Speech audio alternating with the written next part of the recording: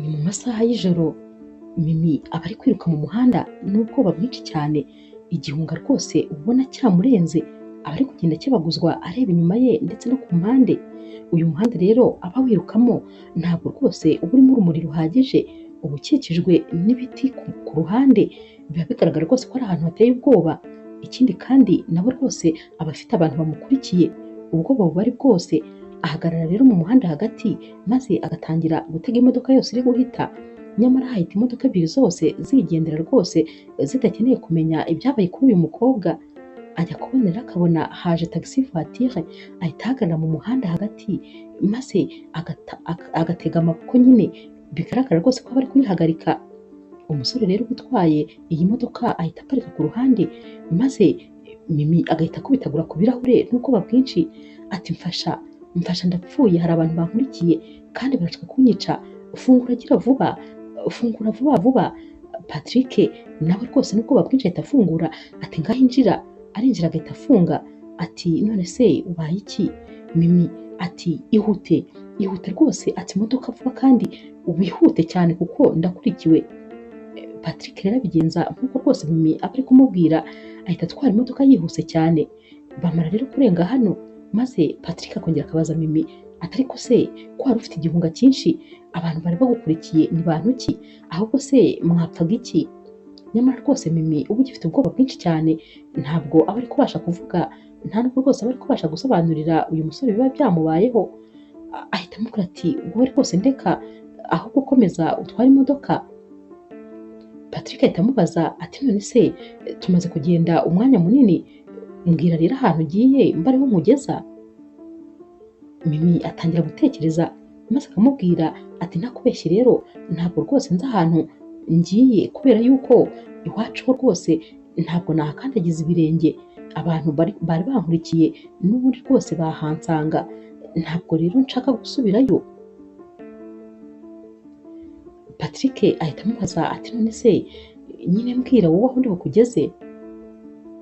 Mimi agaceceka umwanya, maze Patrick agahita amubwira ati njye rero ntabwo njya ntwara abagenzi ntazi aho njyanye, ngo usiga aha ngaha se? Mimi ati hoya nta kibazo, njyana nungeze imbere nongera kugera ahantu imihanda ihurira uransiga aho ngaho. Baragenda rero bakagenda n'ubundi urugendo runini, aho bageze Mimi abwira Patrick ati hoya ntabwo ari aho ngaho. Patrick agera aho ngaho rwose akumva ararambiwe, aparika imodoka maze akavamo akajya ku ruhande Mimi aba yicayemo, akamubwira ati ni ubwa mbere rwose natwara umugenzi uwitesha mutwe, nsohokera mu modoka, niba utazi aho ugiye ubwo guma hano, uraza gusigara uhatekereza, ahubwo nuhamenya urahajya. Mimi ati hoya ndakwinginze rwose mbabarira, nuko tutaziranye, imodoka yawe sinayisohokamo kuko sinakongera gukandagira hasi, bari abantu rwose bari bankurikiye banyica, nta hantu rero na hamwe mfite ho kujya, ntabwo rwose iyi modoka ndi buyivemo. Patrick ati ntumbwire yuko wamariye essence kandi utari uzi n'aho ugiye, ubu urugendo rwose twakoze wanesheje akazi umugoroba wose utanazi ngo ugiye hehe, uri kujya ahantu uri kwimajina gusa hatanabaho.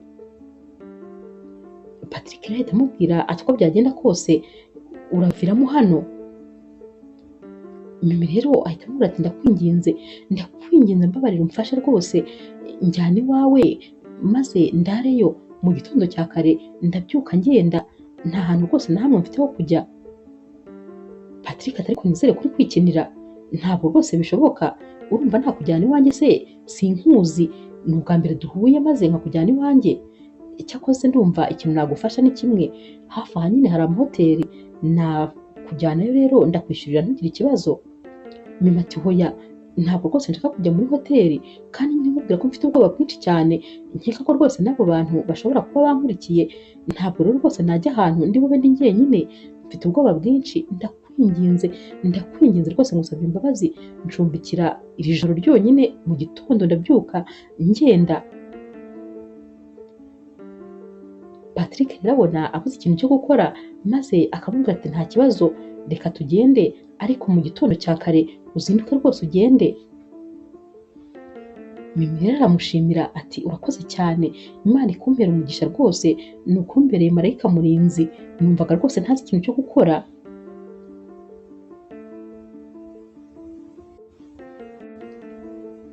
Mimi na Patrick rero bagera kwa Patrick, maze Patrick agahita amubwira ati rero urihangana, njyewe ngira icyumba kimwe gusa, ubwo urarara muri salo. Mimi ahita amubwira ati nta kibazo, icyangombwa rwose ni aho ndi burare, niyo narara hasi nta kibazo. Patrick rero amuha amafunguro nyine y'ijoro, maze akamuha ibyo kwiyorosa, Mimi akaryama mu ntebe. Kubera rero ukuntu aba rwose yari ananiwe, araryama agasinzira cyane cyane cyane. Patrick arabyuka mu gitondo agiye kujya ku kazi, agasanga Mimi rwose ntarakanguka. Aramukomanga ati kanguka, kanguka hakeye.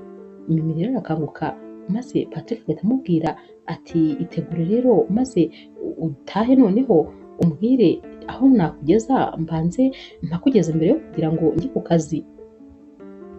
Mimi ahita atangira kwinanura ati hoya ndashonje cyane cyane rwose, inzara iranyishe, ndashaka kubanza gufata nibura ifunguro rya mu gitondo niyo ryaba ari ritoya. Patrick ati ariko se wowe ko numva rwose uri kungora, guhera ejo ungora kugeza n'uyu munsi, uzi abakiriya natakaje ejo kubera wowe, none n'uyu munsi kandi urashaka kongera kungora. Mimi ati none se ubundi waretse rwose nkigumira hano? Patrick ati ariko se nta soni ufite? Ntabwo nkuzi ngo usige mu nzu yanjye ntanakuzi, ntabwo ibyo byashoboka. Urataha, ahubwo nutanataha ndavuze induru rwose mvuga yuko hari umuntu wanteye.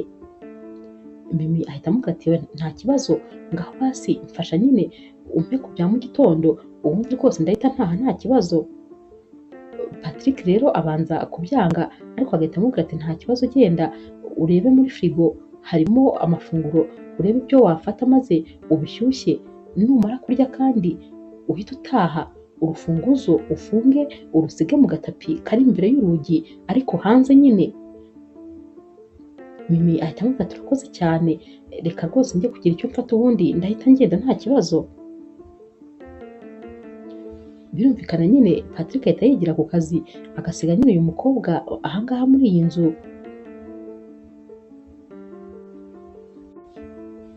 Patrick nagera ku kazi umunaniro ari wose rwose, ameze nk'umuntu utigeze aryama, ahita yicara mu modoka maze akaba arasinziriye. Akangurwa rero n'umushuti we uba ushaka ko amutwara, ari gukomanga ku birahuri by'imodoka. Patrick akangukira hejuru, maze umushuti we agahita amubaza ati ese ko wisinziriye amasaha ntabwo waraye uryamye, ahubwo se nta bakiriya ufite? Ko ndeba rwose uryamye kandi ari mu masaha y'akazi, ubundi iki gihe ari kuba ufite abagenzi benshi. Patrick ati ndabafite rwose, ahubwo nafunze n'ibirahure, abantu bose nari nabirengagije, mfite ibitotsi, ndumva mfite umunaniro ku buryo rwose ntazi niba ndi bubashe gukora. Uyu musore rero ahita amubwira ati ntwara rero kuko rwose hari ahantu ngiye kandi birihutirwa. Patrick amufungurira urugi, maze uyu musore akicara mu modoka, ahita amubaza ati none se byakugendekeye bite ko atari kumwe uko usanzwe umeze? Patrick ati wahora n'iki, naraye ntwaye umukobwa, ariko rwose uyu mukobwa yari ikigeragezo. Uyu mushuti we ahita atangira guseka ati nabiketse rwose, nta kindi kintu cyaba kiri gutuma usinzira aya masaha. Patrick ati ibyo utekereza ntabwo ari uko byagenze, gusa nyine ubyumve, nahuye n'umugenzi w'iteshamutwe umugoroba wose, byatumye rero rwose ndara ntanasinziriye, kubera ko uyu mukobwa yaraye iwanjye kandi uzi kurarana mu nzu n'umuntu utazi utanizeye. Numvaga nyine ashaka kubyuka akanyiba cyangwa akaba yakora ikindi kintu icyo ari cyo cyose, ntabwo rero rwose bigeze mfatanya ijisho habe na gatoya. Umushuti we rero ahita amuseka ati ni ukuri abantu bose mutwara amatagisi vuwatire muzatwara n'ibyo mutazi neza neza. Patrick ati cyane rwose niko bimeze, tuba turi muri risike.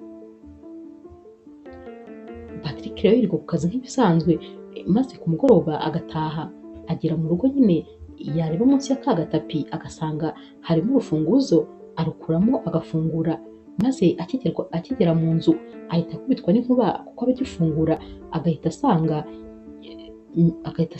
Mimi aryamye mu ntebe muri salo.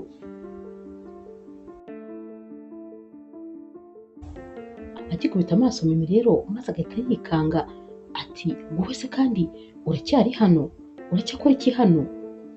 Mimi nawe ahita ashikukira hejuru kuko aba yari asinziriye, maze agahita abwira Patrick ati urankanze cyane rwose, utumye umutima umvamo. Patrick ati ndakubaza kubera iki utatashye, ahubwo se kubera iki nsanze urufunguzo aho nagombaga kurusanga, wabigenje ute?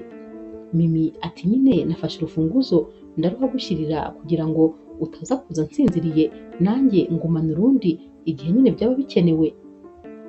Patrick ati wamfatiye n'urufunguzo kandi urufunguzo rwanjye rwa kabiri warufashe? Amwitegereje ahita abona yambaye imyenda ye, aba yambaye umupira nyine n'ikabutura bya Patrick. Patrick ati wambaye n'imyenda yanjye gute se wanyambariye n'imyenda kandi? Uyu mukobwa ati nta kintu nyine nari mfite cyo kwambara, umbabarire rwose niba narengereye, ndakwinginze mbabarira. Patrick ati none se kubera iki utatashye, habuze iki kugira ngo ugende ko twari twabivuganye? Mimi ati reka nabikubwiye, nta hantu nawe mfite ho kujya, ahubwo ndakwinginze nyongerera rwose iminsi mikeya maze nyimare hano, ndakwinginze rwose. Patrick ahita yifata mu mutwe n'amaboko abiri nk'umuntu nyine wumiwe, ati ariko noneho umukobwa nizaniye rwose ikintu azankorera cyo ntacyo nzi, uraguma hano se mu ruhe rwego? Mimi ati ndakwinginze nyongera rwose iminsi mike, ntabwo nzakudehanja, ntabwo nzigera nkubangamira, nta nubwo rwose uzamenya ko mpari, ndakwinginze rwose mbabarira unyumve. Patrick rero yumva ibintu byose bimurenze, maze agahita akomeza yigira mu cyumba. Mimi rero ahita amubwira ati urakoze cyane ko ubyemeye, nyamara rwose nta jambo na rimwe uyu musore aba abwiye uyu mukobwa rimwumvisha ko ibyo yavuze abyemeye.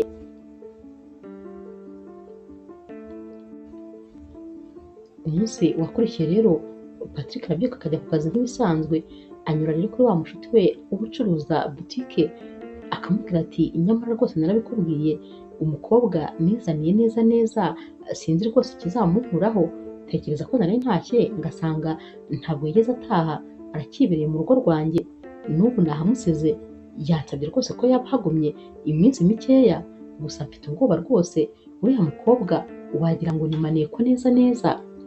Uyu mushuti we ahita amubaza ati none se ubundi mbwira, ni mwiza se cyangwa ni mubi?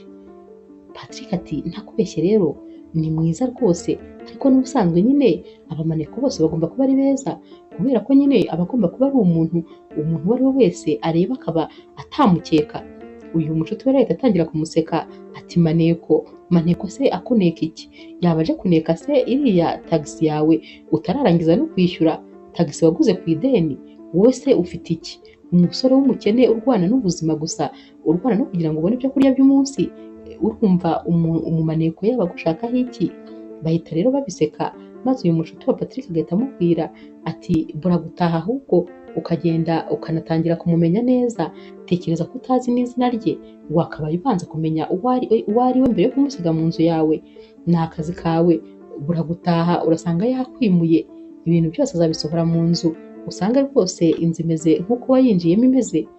Patrick rero ahita agira ubwoba, maze agahita amubwira ati kandi koko ibyo uvuze nibyo, reka ahubwo ntahe kuko rwose nkeneye kuvugana nawe, utekereza ko n'izina rye ntarizi?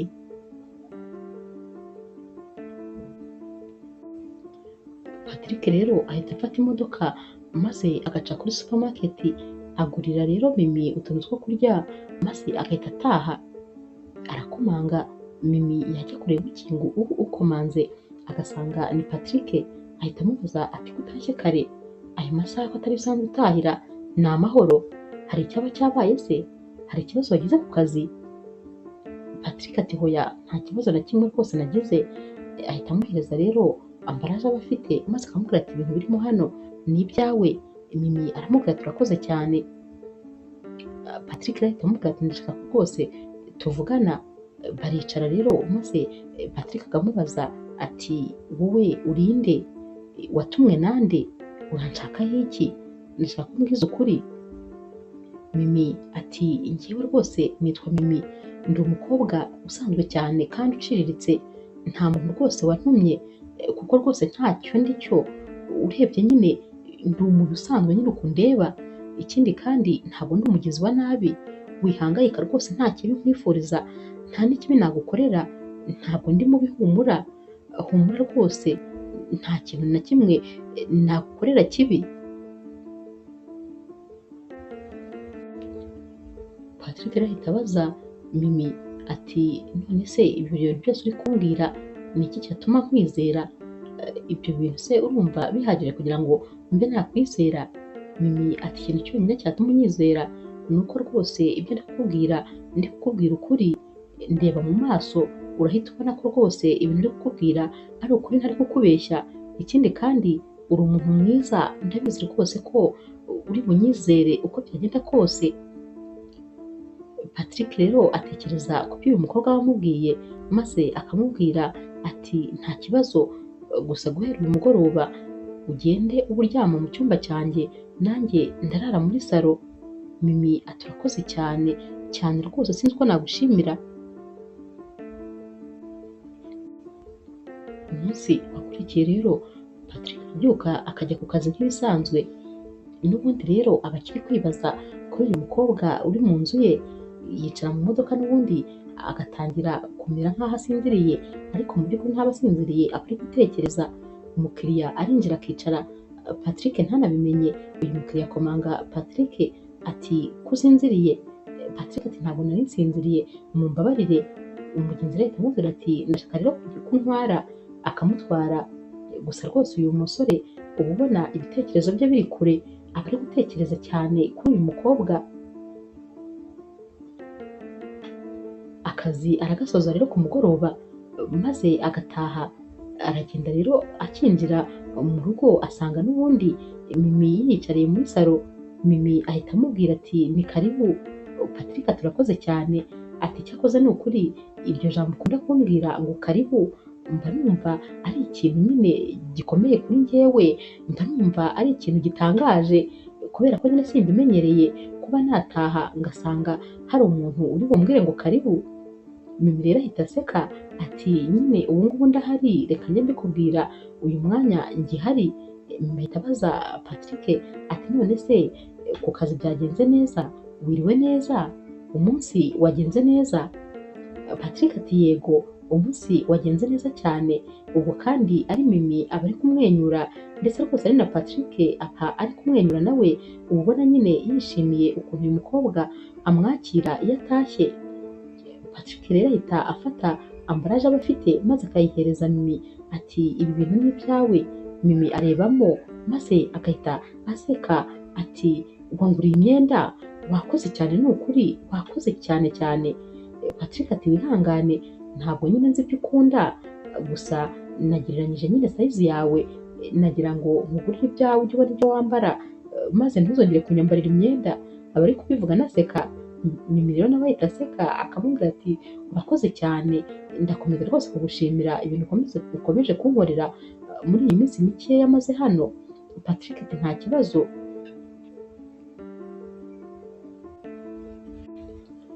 Patrick ahita amubaza ati nta kindi kintu ukeneye se ngo mbe nacyo nakikugurira? Nta telefone ukeneye ko ubanza nabonye nta telefone ufite? Mimi ahita amubwira ati kuri telefone ho rwose ntiwirirwe wigora, kuva natakaza telefone yanjye nta yindi nkeneye, ntiwigore rwose, gutya ni neza cyane, ntafite telefone ndumva ntuje. Patrick ahita amubwira ati ubwo rero noneho nta kibazo, reka njye muri dushe. Ahita ajya muri dushe rero, maze Mimi agasigara ari kurambura iyi myenda Patrick aba yamuguriye. Mimi aba yayikunze cyane, aba abona yamuguriye udukanzu twiza turi kuri sayizi ye, utuntu nyine tumubereye. Aba ari gutekereza ukuntu uyu musore yabashije kumenya taye ye neza neza, ku buryo rwose yamuguriye n'amabara akunda. Aba yumiwe, akajya arambura buri kamwe kamwe kamwe agenda yisetsa. Aba rwose yishimiye iki gikorwa uyu musore aba yamukoreye.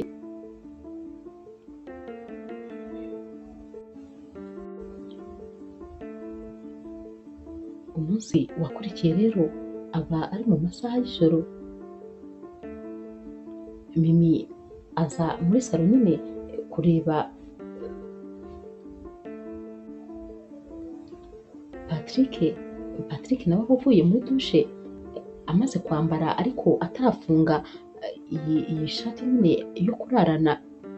Mimi rero ahita amubwira ati umbabarire, ntabwo rwose nari nzi ko utaramara kwambara. Patrick ahita amubwira ati hoya nashoje ni ishati nari ntarafunga ibifungo gusa ariko rwose nta kibazo nabishoje. Mimi rero ahita amubwira ati nari nje kukubwira ko ejo mu gitondo hari ahantu nshaka kuzajya kandi nzi ko ari wowe uzanjyana, wambabarira se ntuze kuzinduka ujya ku kazi ukazabanza ukantwara ahantu nshaka kujya. Patrick ati aho hantu se ni hehe? Mimi ati ihangane uzahamenya ejo nyine tuhageze. Patrick ati nta kibazo. Barabyuka mu gitondo rero maze Mimi akitegura, Patrick amushyira mu modoka bakagenda bagera mu nzira maze Patrick akamubaza ati none se twaba tugiye hehe? Mimi aramubwira ati tugiye mu rugo iwacu. Patrick ati mu rugo iwanyu? Mimi ati yego iwacu nyine. Patrick ati none se iwanyu ni muri uyu mujyi? Mimi ati yego. Patrick ati ukaba warambwiraga ko dufite ahantu ho kujya, waje iwanyu umbwira ngo nta hantu ho kujya na hamwe ufite, kumbe ufite iwanyu hano muri uyu mujyi? Mimi ati yego. Mimi rero abwira Patrick ati hangane ubwo ibyo ukeneye kumenya byose ahari nyine urabimenya nitugera mu rugo iwacu. Patrick ahita yicecekera ariko rwose aba yumiwe, noneho biba bitumye atekereza cyane kuri uyu mukobwa. Baragenda rero bakagera iwabo wa Mimi. Papa wa Mimi aba yicaye muri salo ari kuvugira kuri telefone, aba ari kuvugana n'abapolisi nyine aba yarahaye gahunda yo kumushakira umukobwa we. Ahita arabwira ati hari umuntu ukomanze, yajya gufungura agahita asanga ni Mimi.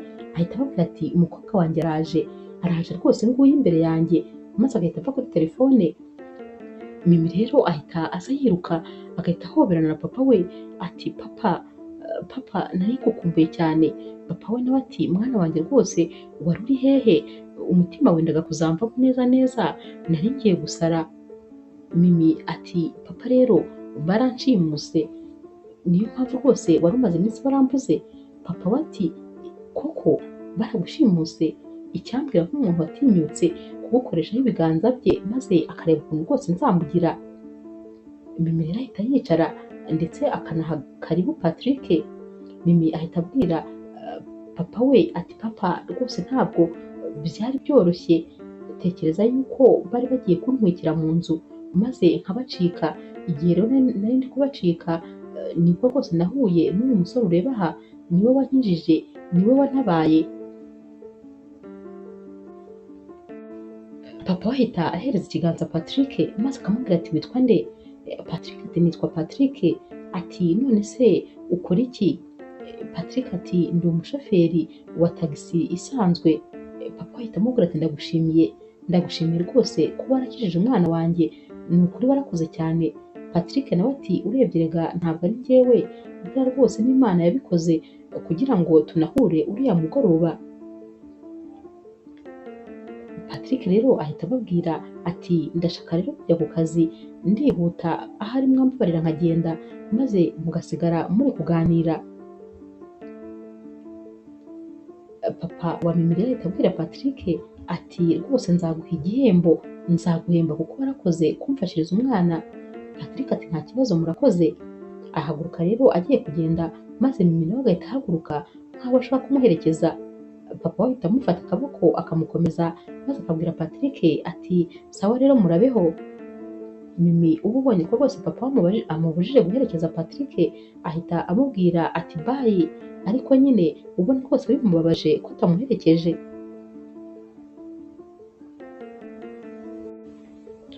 Papa wa Mimi rero ahita amuhobera maze akamubwira ati Imana ishimwe mwana wanjye ko ugarutse, ntabwo rwose niyumvishaga ko nakubura, kubera yuko ntabwo rwose nabyihanganira kubura umwana umwe gusa rukumbi mfite kuri iyi si. Gusa nyine ndishimye ko rwose nongeye kukubona, ngaho ugenda ujye muri dushe ukarabe maze tubone kuganira.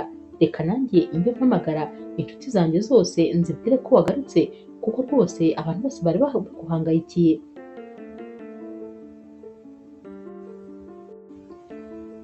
Patrick rero we aragenda akicara mu modoka maze agatangira gutekereza ati ariko uriya mukobwa wo muri famiye y'abakire imeze gutya yari yabuze iki? byari byamugendekeye gute? Mu by'ukuri se koko hari abantu bari bamushimuse? Aba ari kubyibaza ariko akabiburira igisubizo. Ati ni gute yambeshye ngo nta hantu afite ho kujya, nyamara rwose iwabo ari mu bakire bimeze bitya, kandi ari no mu mujyi nanjye ntuyemo. Uyu mukobwa rwose sinumva ikintu yanshiragaho, n'ubu ngubu ndacyabyibaza ariko rwose nta gisubizo mbifitiye. Aba yumva rero rwose ibintu byamurenze, aba yibaza ukuntu uyu mukobwa yamubeshye maze akamaraho igihe kingana kuriya. Ku mugoroba rero Mimi ndetse na papa we bajya ku meza gufata amafunguro ya nimugoroba. Mimi rero abwira papa ati kubera iki rwose wigoye gutanga komande y'ibintu bingana gutya? Papa we ati mwana wanjye, numvaga rwose ko ahantu umaze iminsi bishoboka ko utafataga amafunguro nyine uko bikwiye, niyo mpamvu natanze komande y'amafunguro menshi atandukanye. Nari maze iminsi nicara kuri aya meza njyenyine, kuba rero nari ngize Imana rwose uje byari ibintu byo kwishimira, ndetse rwose nagombaga gukora nyine ibyo nakoze. Urabizi uri umwana umwe wanjye, ndagukunda cyane kandi urabizi nawe.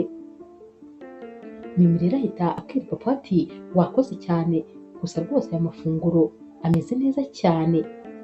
Papa we rero ahita amubwira ati ese mwana wanjye, urabizi yuko Rishari ari hafi kugaruka, ari hafi kugaruka muri iki gihugu, kandi rwose twumvikanye nyine na papa we ko kubera yuko Rishari ari umusore mwakuranye, twifuza yuko noneho mwamenyana kurusha, kubera ko reka tuba twumva twanabashyingira. Mimi rero ahita abwira papa we ati papa rwose ntuhangayike nta kibazo, naza nyine ngo tuzafata umwanya tumenyane, uko bishaka niko bizagenda. Ntubizi se ko nkubaha papa, kandi nyine ndabizi yuko nta kibi wanshakira, ibyo unshakira biba ari byiza gusa. Ubwo rero rwose nta kibazo, Rishari tuzamwakira kandi nyine tuzafata n'umwanya tumenyane nta kibazo.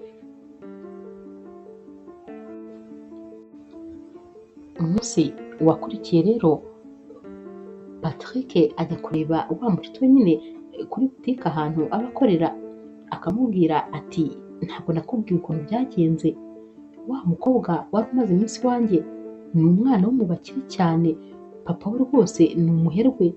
Naratunguwe kuba nari mfite umukobwa w'umukire cyane mu rugo iwanjye, gusa nanone byanteye ubwoba cyane. Ariko ubwira papa we nyine ko yari acitse urupfu rwose, bari bagiye kumwica. Tekereza noneho nk'iyo aza gupfira iwanjye, nari kubyifatamo nte? Nari mpfuye neza neza. Tekereza ko nta kintu na kimwe cye rwose nari muziho. Uyu mushuti wa Patrick ahita amubwira ati none se kuko nyine nta kintu kimwe wari umuziho, ntabwo ibyo bintu byose yari yabikubwiye? Patrick ati reka da, nta na kimwe rwose nari nzi, naratunguwe ntabwo wabyumva.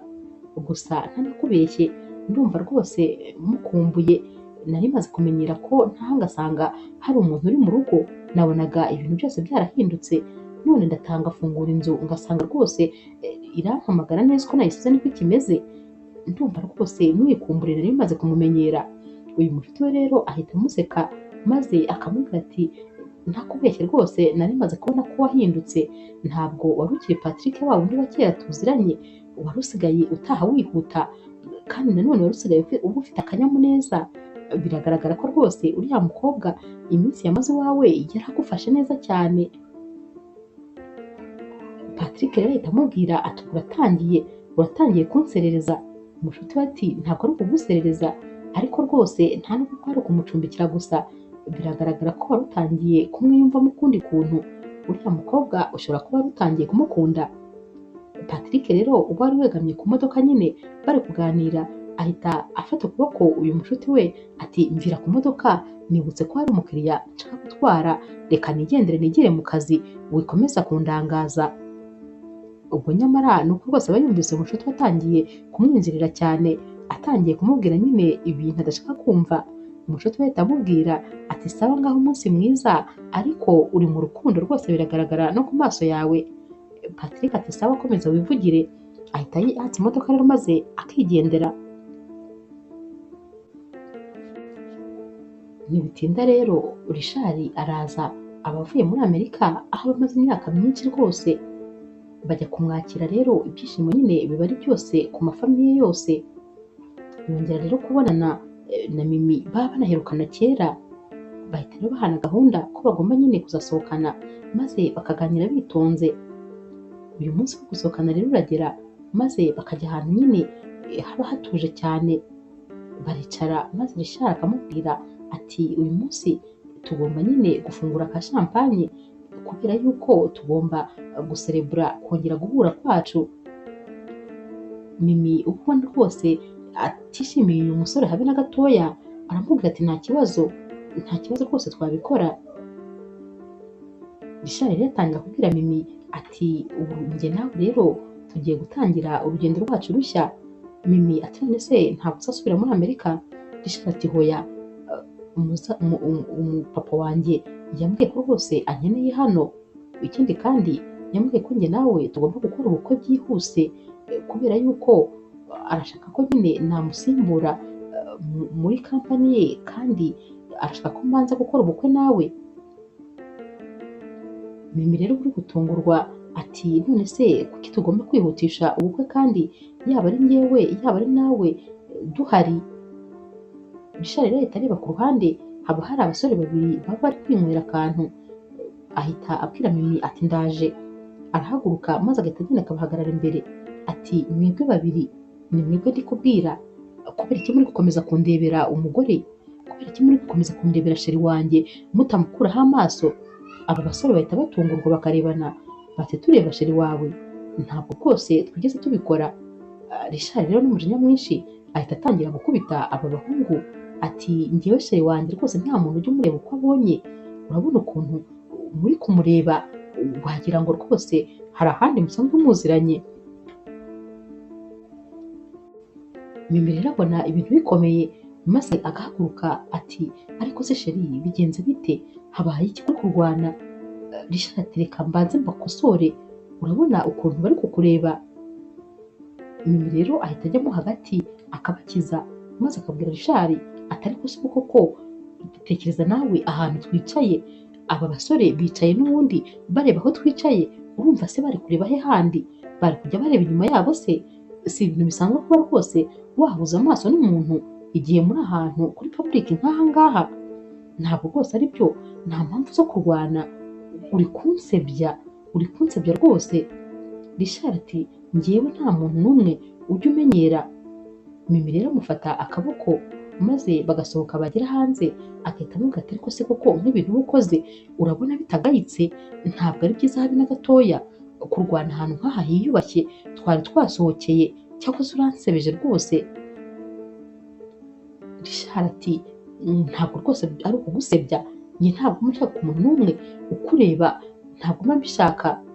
Mimi rero uba ubona uyu musore atumva ahita yikatira maze agahita yigendera ati nta nubwo njyana nawe rwose, sigara muri ayo mahane yawe, gusa rwose urakoze kumbihiriza umugoroba.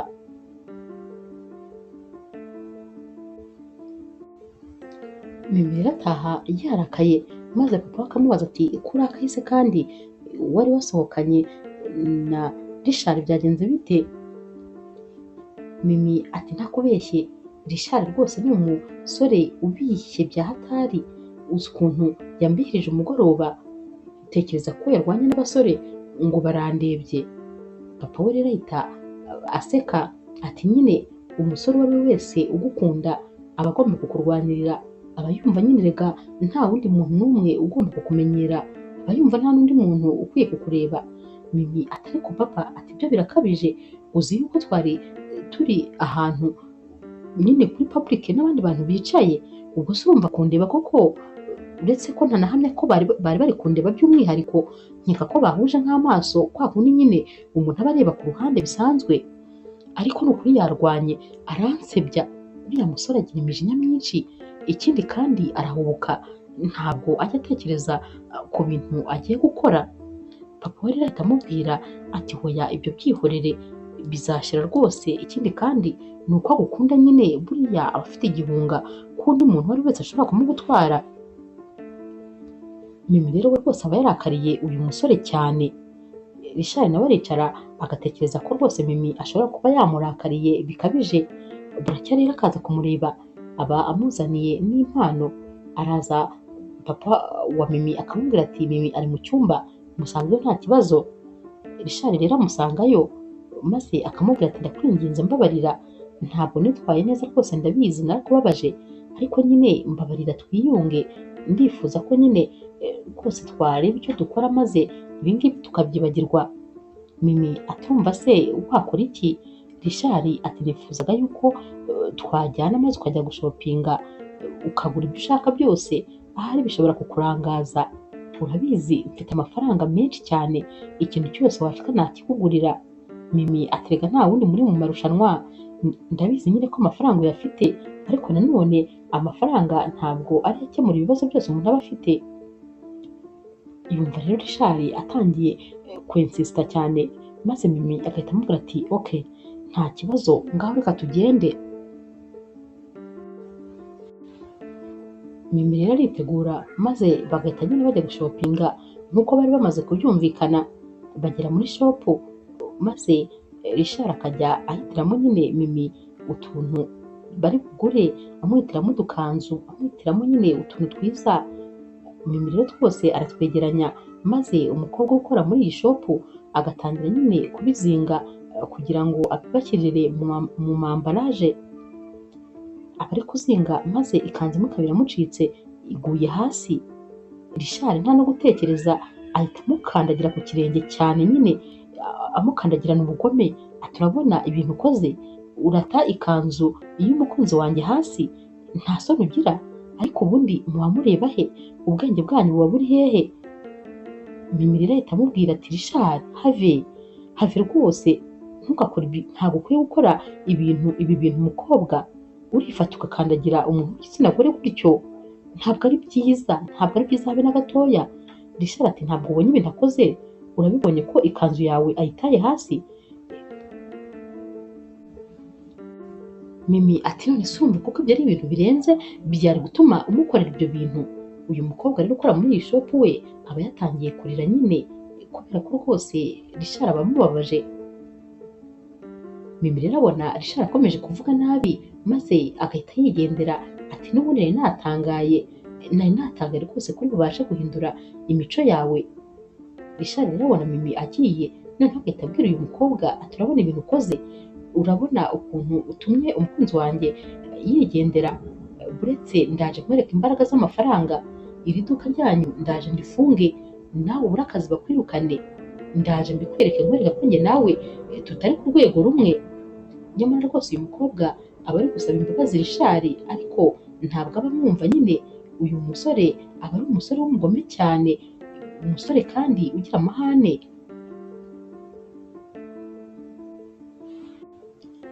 Mimi rero we ataha yarakaye cyane, maze yagera mu rugo agahita atangira guhamagara papa we.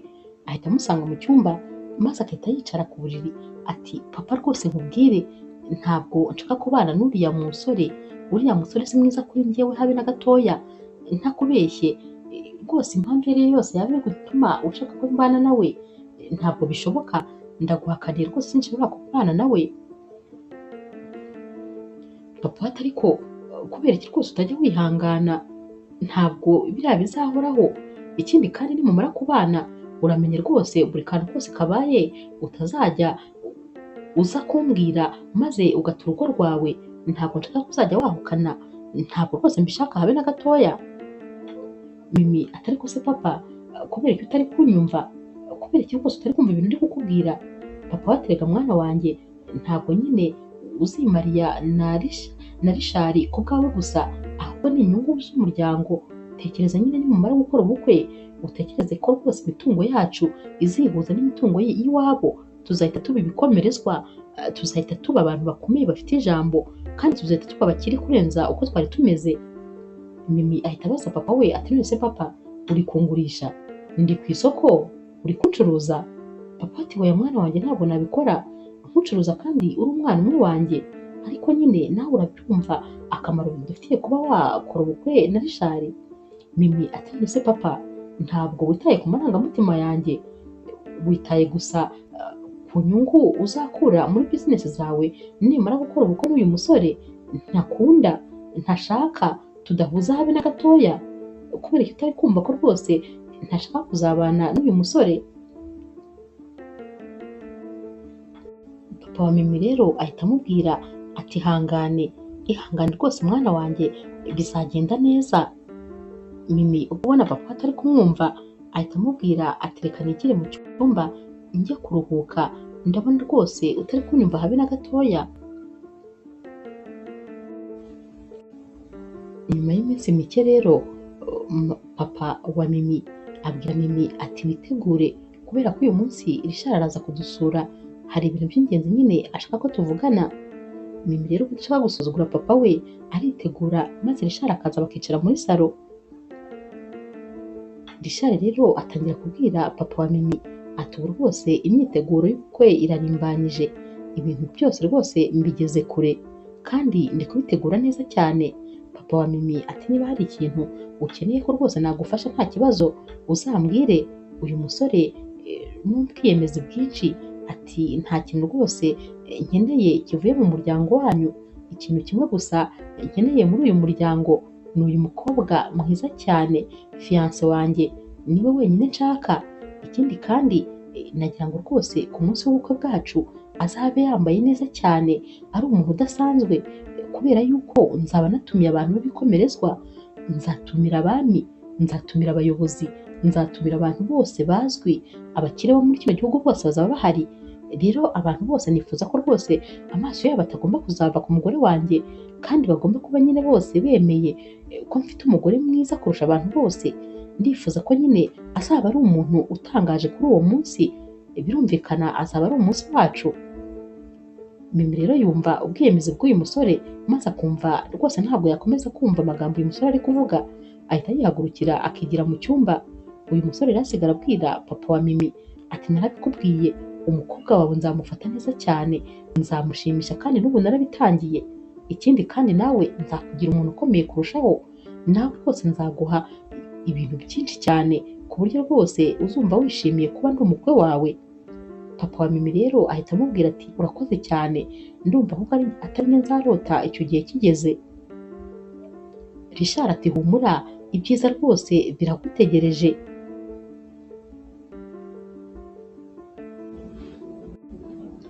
Richard rero amara kuvugana na papa wa Mimi maze akajya kureba Mimi, aramubwira ati rwose ndabizi ko wandakariye kubera nyine ibyabaye cyagiye muri shopu, gusa ndifuza kugusaba imbabazi. Mimi ati ntabwo ari njye wakabaye usaba imbabazi, uzagenda usaba imbabazi wa mukobwa kuko niwe wahemukiye. Richard ati njyewe njye gusaba uriya mucuruzi imbabazi, urumva ukuntu nawe yicishije bugufi?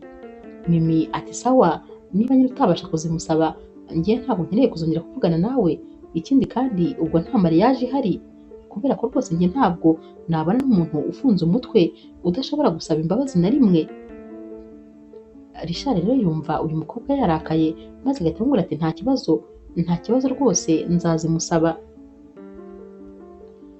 Ku rundi ruhande rero Patrick aba ari kumwe na wa mushuti we nyine mu rugo iwe, barateka maze bagafata amafunguro. Uyu musore abwira Patrick ati ariko uzi guteka cyane, hashimishije rwose iby'umugore wawe, umugore wawe ntazigera yirushya na rimwe, kubera ko mbona byose ubyiyiziye, ibintu byose ubikora neza. Uzi ko n'umuntu iyo yinjiye hano muri salo iwawe atamenya ko haba wenyine, ibintu byose uba wabishyize ku murongo. Patrick ati ariko se nawe reka gukabya. Umushuti we ahita amubwira ati ariko ntivuga iby'umugore wawe nyine utazigera yistressa, mpise nibuka wa mukobwa, wa musheri wawe wo mu baherwe amakuru ye. Patrick ati ntabwo rwose muherutse, sinongeye kumenya amakuru ye nyine kuva cya gihe. Uyu mushuti we ahita amubwira ati ariko rwose abakire nabo wagira ngo ntabwo bajya batekereza, ubu ngubu yageze iwabo mu baherwe ahita yibagirwa ukuntu wajya kumutekera, ibintu byose wamukorera arabyibagirwa, habe no kuguhamagara ngo akubaze ukuntu umeze. Patrick ati ntabwo wamurenganya, kubera ko nyine nta bintu byinshi tuziranyeho, ntabwo rero rwose bitangaje kuba nyine yanyibagirwa ntiyongere no kumbaza uko meze.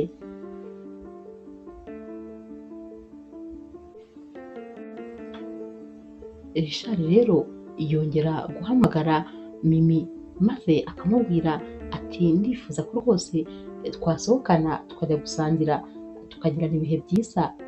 Mimi aramubwira ati noneho se kandi ya madega yawe ntayo uri bukore, ubu koko nkwizere ko turi busohoke bikaba amahoro? Richard ati nta kibazo rwose, uyu munsi ni njyewe nawe, ni umunsi w'ibyishimo. Mimi rero aramubwira ati nta kibazo, barasohokana n'ubundi bakajya ahantu nyine heza rwose, kuko baba basohokera ahantu hahenze kandi hatuje. Baba bicaye rero maze Richard agatangira kubwira Mimi ati uri umukobwa mwiza cyane cyane rwose, nta mukobwa nigeze mbona usa nawe, uri umukobwa w'umunyabwenge, uri mwiza ku isura, uteye neza, mbese urankwiye rwose, amafaranga nanjye ndayafite, urabizi nyine nta kintu na kimwe uzamburana. Gusa rwose ndakwishimira cyane, niyo mpamvu rero uyu munsi nifuzaga kukubwira ijambo rwose rindi ku mutima. Ubwo nyine aba yafashe impeta n'udutoki tubiri anicaye nyine mu ntebe, ntabwo rwose aba yanateye ivi, maze agahita amubwira ati wakwemera se kuzambera umugore? Mimi akiri kureba iyi mpeta nyine uyu musore aba afashe mu ntoki, uburyo aba ayifashe n'uburyo bari kubimubwira wagira ngo rwose ni nk'indirimbo ari kuririmba. Umuntu rero wagombaga kubaseriva aba bazaniye nyine ibyo kunywa, ajya kubitereka ku meza, akaba atsitaye ku rukweto rwa Richard. Intambara ihita irota ubwo, kuko Richard ahita ahaguruka amukubita inshyi nyinshi cyane, ati nta soni wowe, urankandagira, urabizi neza se ko umushahara uhembwa utagura izi nkweto zanjye nambaye? Uyu mukobwa ufite ubwoba bwinshi aramubwira ati ndabizi rwose, gusa mumbabarire, ntabwo nabishakaga, ni agisida ibaye. Uyu musore rero akomeza gutuka uyu mukobwa, maze Mimi akabwira Richard ati ariko se Richard, uzamenya ryari rwose ko utagomba gukubita umuntu w'igitsina gore? Uzamenya ryari ko ugomba kwihangana? Uzamenya ryari kandi ko utagomba guhora wiyemera ukandagiza abantu amafaranga? Kubera iki rwose utajya wihangana na rimwe? Richard ahita abwira uyu mukobwa nyine uje kubaseriva ati gira vuba, pfukama hasi maze urigate urukweto rwanjye kugeza rukeye. Uyu mukobwa arapfukama koko agatangira kubikora, maze Mimi akabwira uyu mukobwa atumva sheri ihagurukire rwose uwo mwihorere. Richard ati wibeshye uhaguruke. Ahita ahindukirana Mimi ati cyangwa nkubwire aba ari wowe ukora ibi ngibi ari gukora? Urumva ngo uransuzuguza uyu mukobwa useriva? Mimi atumva rero nkubwire, narakwihanganiye ngo ntabwo ukeneye kumva. Ngaho rwose niba ushaka gukubita uwo mukobwa, mukubita inkoni zose ushaka, ibyo birakureba. Njyewe ariko ntabwo nshaka kuzongera kubona isura yawe ukundi, ndaguhaza ndanakurambiwe mu buzima bwanjye. Ahita ahaguruka akigendera, maze Richard agahita abwira uyu mukobwa ati urabona ukuntu unyiciye ijoro nagombaga guporopoza nk'umukunzi wanjye, ibi byo rwose ntacyo turi bubivuganeho, njye nawe tuzahurira mu rukiko. Ahita ahaguruka akigendera, maze uyu mukobwa agasigara arira kuko afite ubwoba bwinshi. Mimi rero rwose noneho ataha yafashe icyemezo cyo kutazongera gukubitana amaso na rimwe rwose na Richard, umuhungu w'umwiyemezi, umuhungu w'umunyamahane, umuhungu w'umugome cyane rwose. Agera mu rugo agahita abwira papa ati noneho ntabwo turi buvugane ibintu byinshi, njyewe rwose ntabwo nzabana na Richard, ibyo ndabikubwiye kandi narangije gufata umwanzuro. Papa ati niba wafashe umwanzuro rero nanjye narangije kuwufata, nta mpamvu n'imwe yatuma utabana n'uriya musore, muzabana byanze bikunze, niwe mugomba kubana. Mimi ahita yigira mu cyumba, maze akishyira ku buriri bwe agatekereza vuba vuba rwose, aba ari gukoresha ubwonko mu buryo budasanzwe, atekereza ikintu akwiye gukora kandi cyihuse. Ahita rero afata umwanzuro, maze agafata varize ye arundamo imyenda ye, maze ivarize yakicisha mu idirishya ikagwa nyine muri jaride mu gikari. Ahita agenda gahoro gahoro, maze agasohoka inzu, aragenda agahita afata rero varize ye agahita asohoka, agenda yiruka, maze rwose agahita yisubirira nyine kwa Patrick.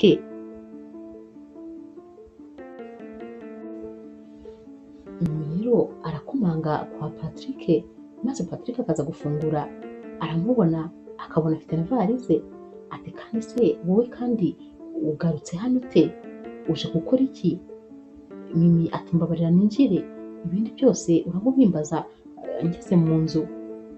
Patrick aramufungurira maze Mimi akinjira, yicara muri salo n'ubundi rwose ubona afite igihunga adatuje.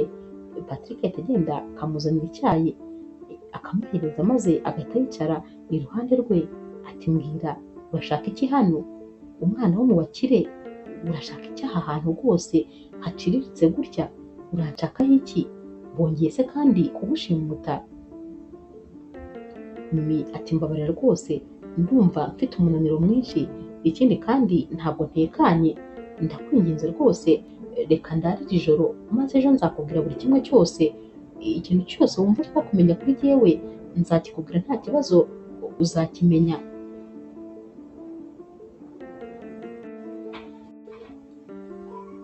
Buracya rero papa wa Mimi aramushaka akamubura, maze agasanga na telefone ya Mimi iri mu cyumba cye. Atangira rero guhamagara abantu bose ababaza, ariko rwose akabura ko uyu mukobwa aba yagiye. Richard rero ahamagara papa wa Mimi ati ndashaka rwose Mimi kandi ari kumuhamagara ntiyitabe. Papa wa Mimi abwira Richard ati rwose Mimi namubuze, yagiye ejo kandi ntabwo aragaruka. Richard ati muhamagare. Papa wa Mimi ati telefone ye yayisize hano, niyo mpamvu nawe ubwo nyine wahamagara ukabura ukwitaba. Ntabwo rero bitinda rwose Richard ahita aza yihuta, araza rero akicara maze akabaza papa wa Mimi ati umukobwa wawe ntabwo uramubona? Papa wa Mimi ati ntabwo ndamubona ariko rwose bari kumushaka. Richard ati none bizatwara igihe kingana iki? Ntabwo rwose njyewe mbyumva, harabura iminsi mike gusa ngo dukore ubukwe. Narangije gutanga ama invitation, abantu bose narayabahaye, n'abazaturuka hanze y'igihugu bose narabatumiye, none ubwo uragira ngo nzasebe? Papa wa Mimi ati vuga buhoro, gerageza rwose ugabanye ijwi, uzi ko wagira ngo ntabwo ubabajwe nuko nabuze umukobwa wanjye, ahubwo wowe wibabarijwe no kuzigaragaza nyine gusa ku munsi w'ubukwe bwawe. Richard ati nyine nabyo rwose ni ingenzi, kuko nzagaragara ku munsi w'ubukwe bwanjye ni ingenzi cyane. Nguhaye rero rwose amasaha makeya, ugomba gushaka umukobwa wawe kandi ukamubona. Richard ahita yigendera, maze papa wa Mimi agasigara ari kwibaza ati noneho ndamenya uyu mukobwa ari hehe koko noneho?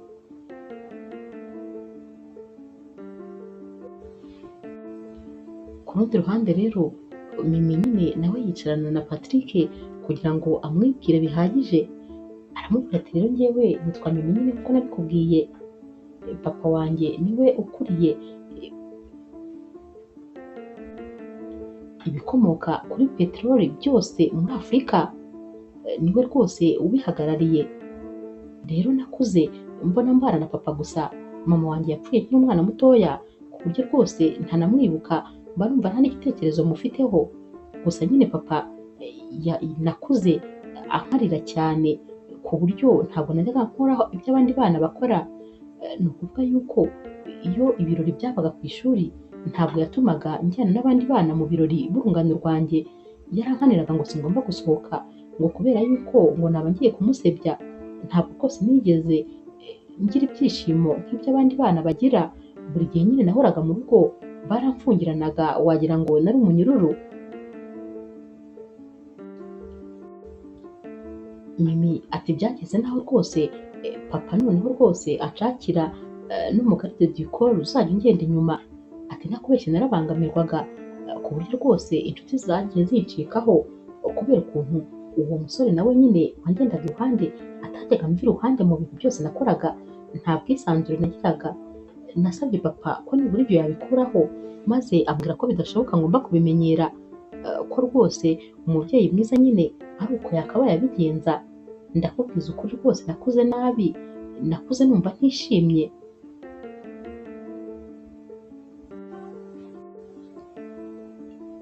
Mimi ati noneho tekereza ko byari bigeze naho yashakaga kunsigira umuhungu ku ngufu, niyo mpamvu rero rwose navuye iwacu maze ngahungira hano. Numvaga nta handi hantu ho kwihisha mfite, ntabwo rwose nshaka kubana n'uriya musore ashaka kunkingira. Ni umwana mubi, ntabwo ushobora kubyumva, ni umunyamahane, ni umwiyemezi, rwose ntabwo nshaka kubana nawe. Numvaga rero nkeneye ahantu ho kwihisha, nta handi nahise ntekereza rero uretse ahangaha.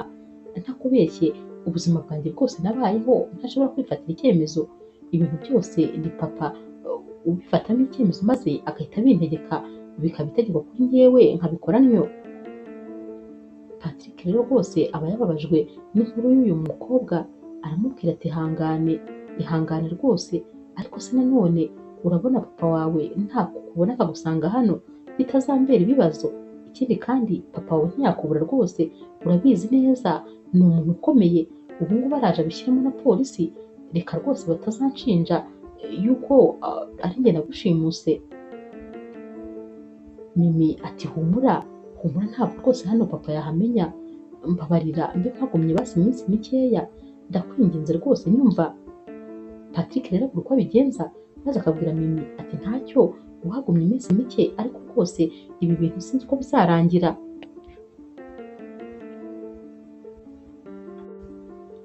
Buracya rero maze Patrick akajya ku kazi, ava ku kazi akaza agasanga Mimi ari mu gikoni ari guteka, inzu yose yahumuye, yinjira rwose ari kwihumuriza avuga ati ndumva hano hahumura bikabije. Ahita asanga nyine Mimi ari mu gikoni, akamubaza ati none se burya uzi no guteka? Mimi ati cyane. Patrick ati nari nzi ko nyine uri umukobwa wa papa, uri umukobwa w'umutesi, umukobwa nyine wo mu bakire utazi gukora ikintu na kimwe.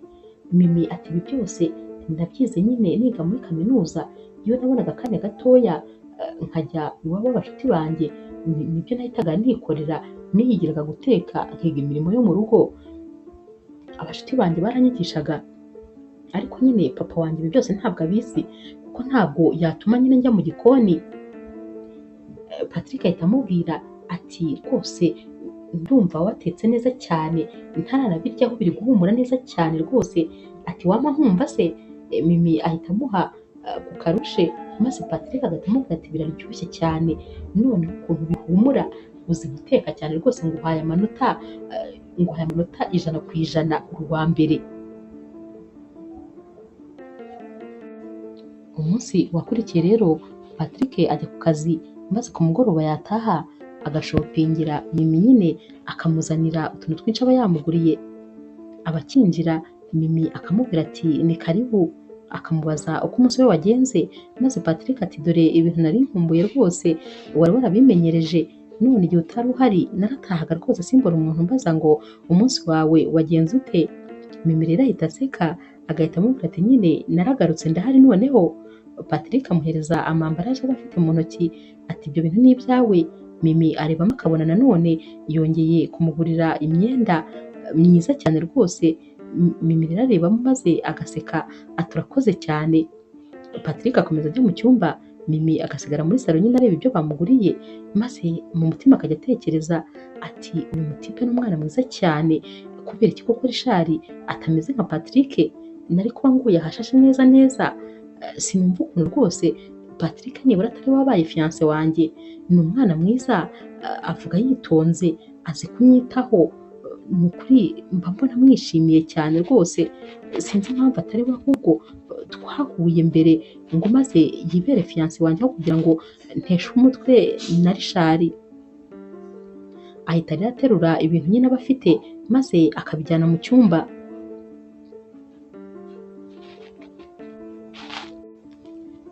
Patrick rero ahita ahamagara Mimi maze akamubwira ati ariko hari igitekerezo nari mfite, nifuzaga ko rwose wakwambara maze nkagutembereza ukaruhuka mu mutwe, kubera ko rwose mba mbona udatuje.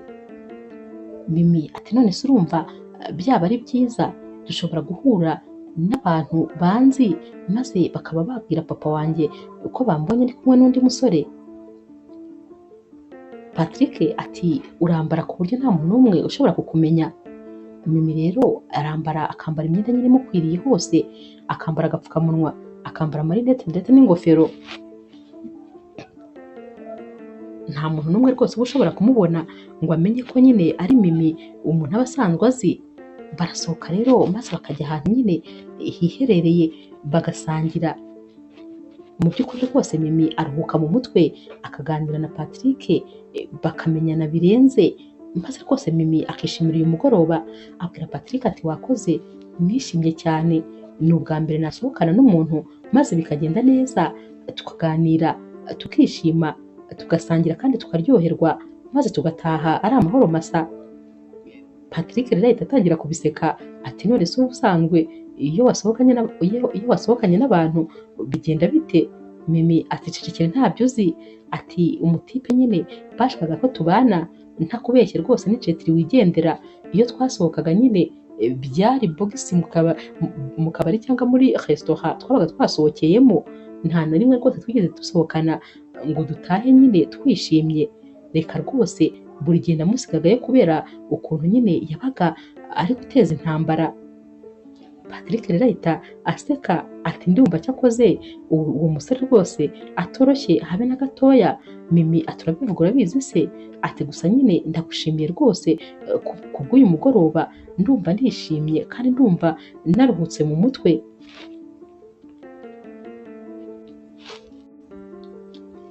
Patrick rero abwira Mimi ati ndishimye cyane kuba rwose icyo nashaka cyagezweho, nifuzaga kuruhuka mu mutwe none numva ko byagezweho.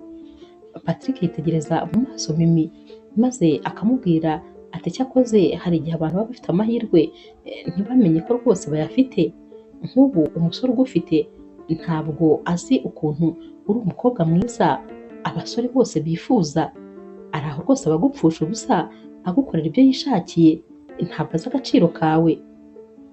Mimi rero yitegereza uyu musore uri kumubwira aya magambo atuje rwose, maze Patrick agahita amubwira ati iyo biza gushoboka maze rwose akaba ari njye twihuriye, nari kugutetesha bidasanzwe, wari kuba umuntu w'agaciro cyane kuri njyewe, wari kuba uri zahabu, nari kukubungabunga, nta kintu na kimwe nari gutuma kikubabaza, nari kurinda amatama yawe kuba yashokaho amarira.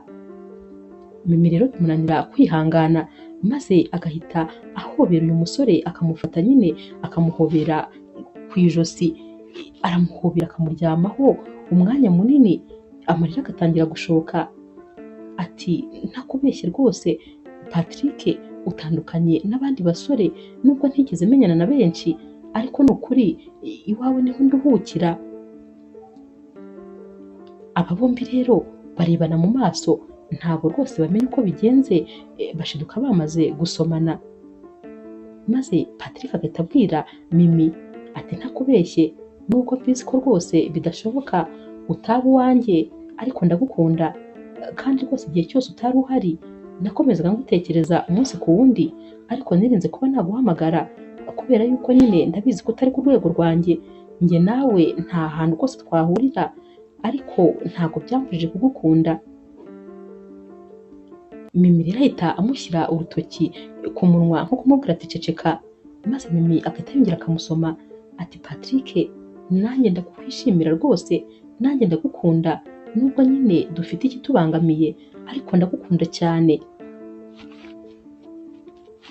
Aba bombi rero barataha, bagataha rwose ibintu byahindutse, baragenda bakicara nyine muri salo, batangira n'ubundi gukomeza kwiganirira.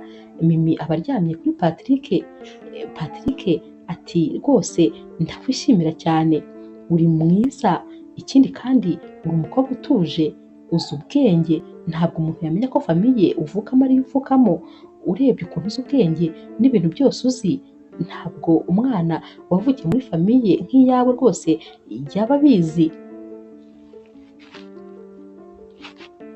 Mimi ati rero rwose ntakubeshye kuva mu bwana bwanjye nyine numvaga ngiye ngomba kumenya ibintu byinshi cyane iby'umukobwa byakabaye azi, numvaga ko byose nyine ngomba kubimenya, ntitaye ngo iwacu dufite abantu bakora byose, nubwo papa wanjye atigeze andeka ngo nkore ibyo nshaka gukora, ariko rwose uko nabonaga akanya nakabyazaga umusaruro.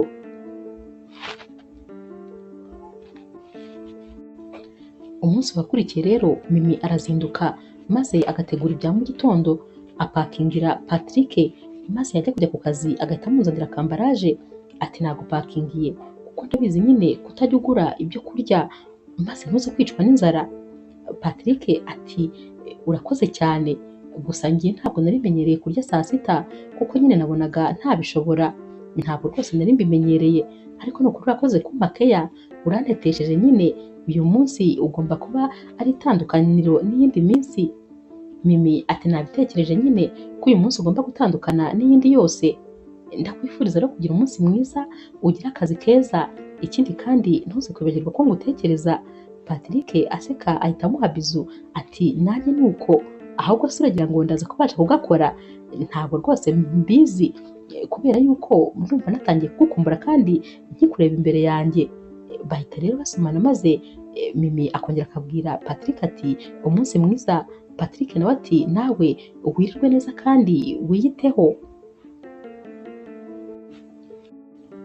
Ku rundi ruhande rero papa wa Mimi we rwose aba ari mu mazi abira neza neza.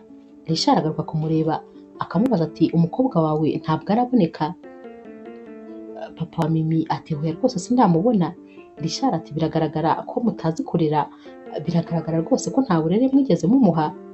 Papa wa Mimi ati ceceka, ntabwo rwose waza mu nzu yanjye ngo uze no kuntuka.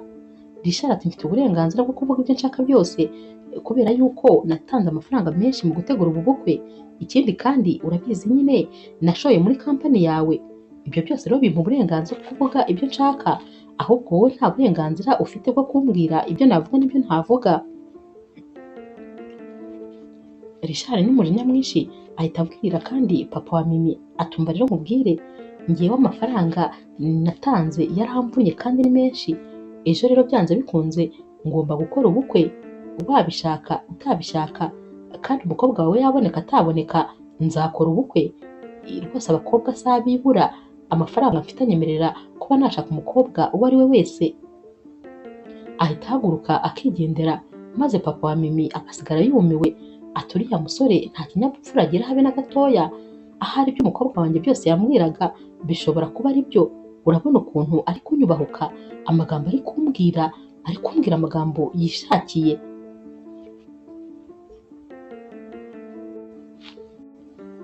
Ataha rubanza n'ubundi umukobwa wanjye nari ngiye rwose kumuroha mu rwobo rw'intare neza neza.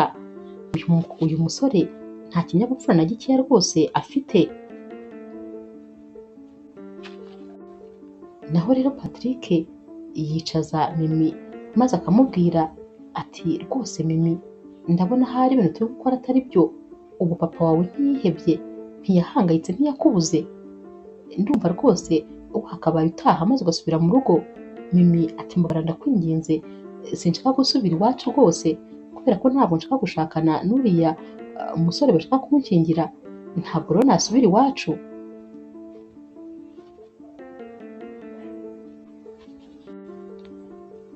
Umunsi wakurikiye rero aba ari mu masaha y'umugoroba. Patrick arataha maze Mimi yaba ari mu cyumba. Patrick araza ku meza ategura nyine akawunini, agategura n'uturahure twiza, mbese ameza akayategura mu buryo budasanzwe. Ahamagara Mimi ati ngwino muri salo. Mimi yaba agitunguka ati none se dufite umushyitsi? Patrick ati cyane, umushyitsi w'imena amaze kuhagera, niwe wowe. Mimi rero araseka maze akicara bagatangira kuganira na Patrick. Patrick aramubwira ati nifuje ko rwose tugira umugoroba mwiza tukiganirira. Ati ndashaka kukubwira ukuntu cyagiye nakujyanaga iwanyu. Burya rwose nkimara gusohoka mpagusize nibwo nahise menya yuko ngukunda. Narasohotse maze numva rwose ntangiye kugukumbura. Ngisohoka burya nyine nari mbizi ko hari ibibangamye byinshi, nari mbizi rwose ko hari ibizatwitambika, ariko ndakubwiza ukuri ntibyambujije gukomeza kugukunda. Ndagukunda cyane kurenza uko wowe waba rwose ubitekereza. Mimi ahita amubwira ati wivunika, nanjye ndagukunda cyane rwose cyane ndetse. Patrick rero ahita amubwira ati rero mukunzi wanjye, hari ikintu nifuza kugusaba kandi ntukimakanire. Ndifuza yuko rwose uko byagenda kose usubira mu rugo, kugira ngo ibintu byacu ntibizarangire nabi. Genda ujye mu rugo, nzaza kureba papa wawe maze rwose muganirize twitonze. Ndabizi iby'urukundo rwacu azabyumva, ndetse n'iby'ubukwe bwawe n'uriya musore bizarangira.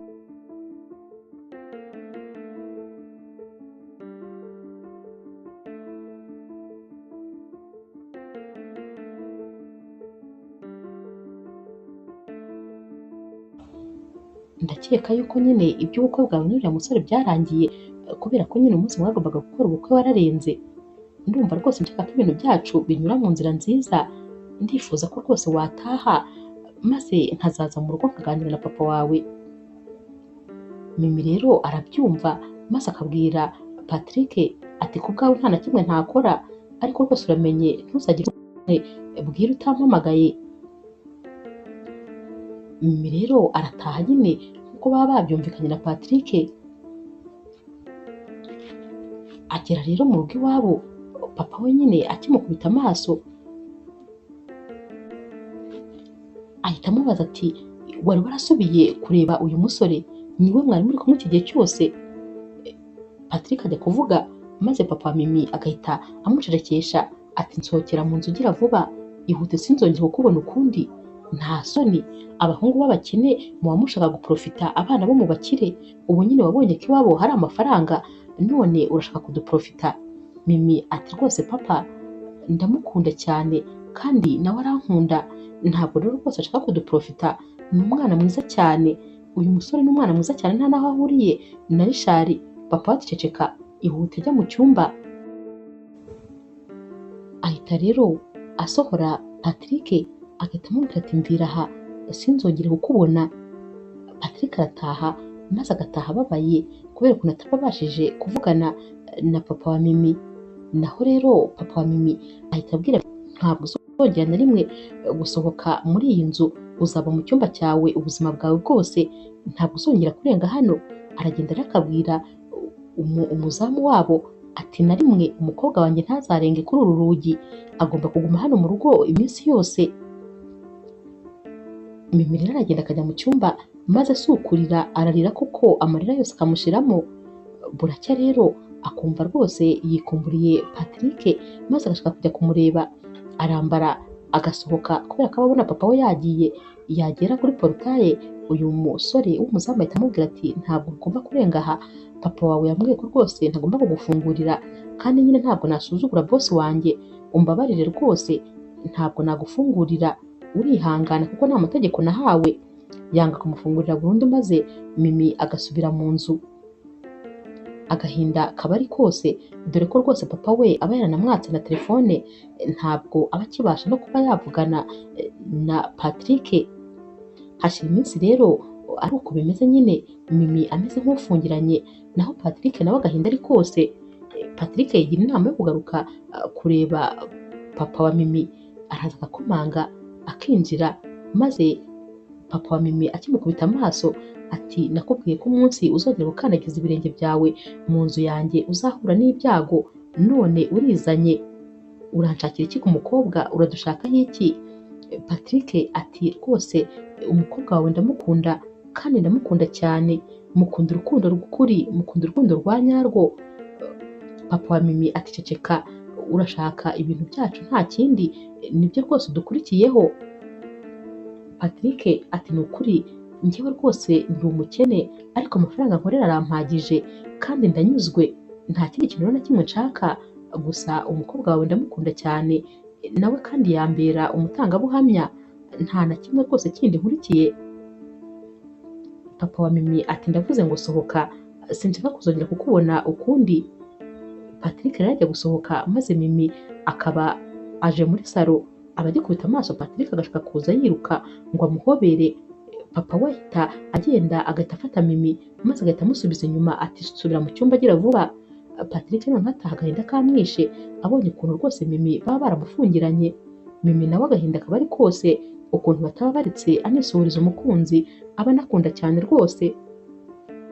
Iminsi yagiye ikurikira rero Mimi rwose yagiye yanga kugira ikintu na kimwe afata, yanga gufata amafunguro, yanga gufata ibyo kunywa, ibintu byose arabyanga maze yigumira mu cyumba cye yanga gusohokamo. Papa we rero abona ibintu bikaze akajya abaza umukozi wabo wo mu rugo ati mbese Mimi yafashe amafunguro? Umukozi wabo ati hoya, nta nubwo rwose ajya asohoka mu cyumba cye. Papa we rero atangira kugira ubwoba maze agatekereza ko rwose umwana we ashobora kuziyahura kubera agahinda. Aricara rero agatekereza nyine ukuntu n'ubundi wa musore yashakaga kumushyingira yari umwana mubi cyane, n'ubundi nyine ku munsi w'ubukwe byo yakoze ubukwe n'undi muntu atoraguye. Maze papa wa Mimi agahita atekereza atari ku bundi wareka umwana wanjye nkamuha amahoro, ko rwose n'ubundi ab'imitungo nabonye ntacyo bari kuzamarira. Papa rero wa Mimi afata icyemezo maze akagenda akajya kureba Patrick ariko atabibwiye Mimi. Aragenda rero akajya kwa Patrick, aba yarashakishije amakuru rwose maze akamenya aho atuye. Ajyayo rero agakomanga, Patrick akimubona ubwoba buramwica, akibaza ikintu kizanye uyu musaza kikamuyobera. Papa wa Mimi ahita amubwira ati nzanywe n'amahoro, ndifuza ko tuganira. Aricara rero maze akabaza Patrick ati mbwira, ukunda umukobwa wanjye ku kigero kingana gute? Patrick ati ndamukunda ku buryo ntabasha kubipima, ntabwo nzi rwose ingano y'urukundo mukunda. Papa wa Mimi ati binabaye ngombwa se kumwitangira wamwitangira? Patrick ati aricyo gisubizo cyonyine gisigaye, rwose nabikora. Papa rero wa Mimi abwira Patrick ati rero rwose ngiye kukureka ubane n'umukobwa wanjye, ariko numva bariza umukobwa uzambona, nta mikino rwose njya ngira. Patrick ati wikwirirwa rwose wivuna, umukobwa wawe nimbana nawe nta marira azigera atemba ku maso ye, kuko ndamukunda cyane kandi rwose niteguye kumushimisha, niteguye kumufata neza maze nkamutetesha. Papa wa Mimi ati uriya mukobwa niwe mwana wenyine mfite rukumbi, ntabwo rero rwose nakwihanganira kubona umuntu amubabaza. Patrick ati ndamukunda cyane humura, nta kibi rwose namukorera. Basezeranaho rero maze papa wa Mimi agataha. Buracya rero maze papa wa Mimi ahamagara Mimi akamubwira ati mwana wanjye, ndashaka rwose kuvugana nawe, ndifuza ko uza maze ukambwira icyo ushaka, ndifuza ko twongera tukabana neza nk'umwana n'umubyeyi. Mimi rero rwose warifungiranye mu cyumba aramwihorera. Papa we aramubwira ati ndakwinginze fungura gusa maze tuvugane. Mimi afungurira papa we nyine byo kumwubaha, maze papa akamubaza ati kubera iki rwose wiyicishije inzara, kubera iki wifungiranye ukanga kugira ikintu na kimwe ukora? Mimi ati ngewe rero papa nkunda cyane rwose Patrick, ni ubuzima bwanjye, rero rwose ntabwo nabasha kubaho ntamufite. Patrick niwe musore nifuza kuri iyi si, niwe nifuza kuzabana nawe ubuziraherezo. Papa wa Mimi rero aramubwira ati uramukunda bigeze aho? Mimi ati cyane. Papa we ati none se we rwose ubona bimeze bite, nawe ukunda nk'uko umukunda? Mimi ati arankunda rwose ndabyizeye, ntabwo ari ibintu byo kwirirwa ntekerezaho. Papa we aramubwira ati ejo uzitegure, hari ahantu nshaka kuzamperekeza, uzambara ikanzu nziza ufite mu makanzu yose, wambare neza nyine, uzajya no muri salo kandi bagusokoze, ndagushaka ukeye, uri mwiza cyane birenze uko wari usanzwe umeze. Amubwira rero isaha azaba yarangije kwitegura kugira ngo bajye aho hantu. Mimi rero arabikora akitunganya, akitegura nyine akigira mwiza bidasanzwe. Papa we rero abona amasaha nyine yegereje maze akabwira Mimi ati ngwino. Mimi rero asohoka mu cyumba, maze agisohoka agahita abona Patrick nawe arinjiye muri salo. Mimi ubwoba buramwica, akavuga ati noneho papa aramwica neza neza. Ahita ajya kubona akabona papa we agiye asanga Patrick, ati ni karibu twari tugutegereje. Aramuhobera maze akamubwira ati karibu mwana wanjye, karibu umuhungu wanjye, icara rwose twari tugutegereje. Mimi rero aba yayobewe ibintu biri kuba. Papa we ahita abwira Mimi ati tambuka rwose usuhuza umukunzi wawe. Mimi rero ahita agenda yiruka agahobera Patrick, baba banakumburanye cyane rwose. Papa we rero ahita amubwira ati nimwicarane nta kibazo.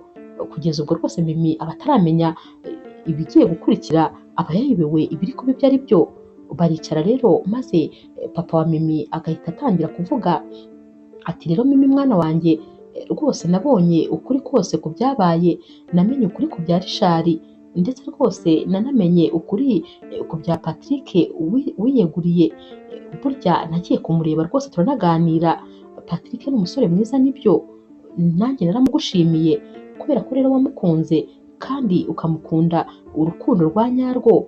Bana banjye rwose mbahaye umugisha, ndabemereye nzababa hafi, icyo mushaka cyose muzambwire, mbari inyuma rwose, urukundo rwanyu ndarushyigikiye. Mimi rero ahita yishima maze agahita abanza agahaguruka akiruka agahobera papa we ati papa urakoze cyane, urakoze kuba waranyumvise maze rwose ukaba unyemereye kugumana n'urukundo rw'ubuzima bwanjye. Aragaruka yihuta agahita yongera agahobera Patrick. Patrick rero ahita apfukama agashyira amavi hasi, maze agahita akura impeta mu mufuka akabwira Mimi ati umukunzi wanjye rero ndifuza rwose ko papa wawe yaduha umugisha, ndifuza kandi ko wanyemerera ko uzambera umugore ubuziraherezo, kubera ko ni wowe rukundo rw'ubuzima bwanjye. Ndagukunda ndetse rwose kurusha uko nikunda, kurusha ndetse n'uko nawe narigeze nkunda undi muntu uwo ari we wese. Uri byose byanjye, uri byose kuri jyewe.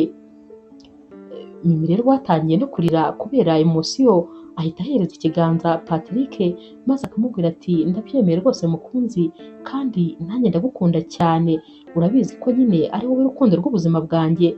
Amwambika impeta maze bagahaguruka bagahoberana, papa wabo nawe agahita aza akabahobera bose icyarimwe ati bana banjye ndabakunda kandi mbahaye umugisha wa kibyeyi. Inkuru yacu y'urukundo rero naho tuyisoreje. Mwakoze kuyikurikira. Niba ukunda inkuru z'urukundo zica kuri Zasha TV, ntukagende udakoze subscribe, like, share na comment. Ni inkunga ikomeye kuri twebwe. Ndabakunda cyane rero nk'ibisanzwe.